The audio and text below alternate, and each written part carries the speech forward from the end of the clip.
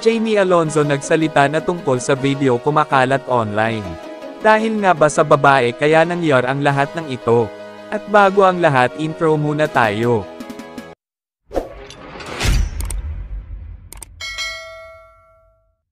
Mapapansin natin na habang nagaganap ang laban ng Gilas Pilipinas laban sa Taipei China ay tita ba parang may kulang na players. Hindi nga natin nakita si Jamie Alonzo na naglaro nung araw na iyon at tila ba walang nakaalam dito. At bigla na lang may kumalat na video online sa Facebook na may hindi magandang nangyayari sa isang bar at tila ba pamilyar ang pagkakakilanlan neto. Nakikita sa video na nakumpirma na ang lalaki s video ay isang basketball player na nagnaglalaro sa Gilas Pilipinas na si Jamie Alonzo. Lasing na lasing nga ito at parang wala sa wisyo. At tila ba may kinakausap itong dalawang lalaki.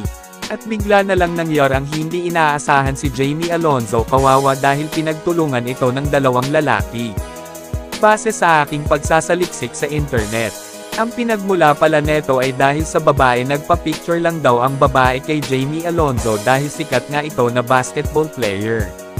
Nagselos ata ang boyfriend neto at para bang hindi kilala ng lalaki kung sino si Jamie Alonzo kaya siguro nagawa niya ang ganoong mga bagay.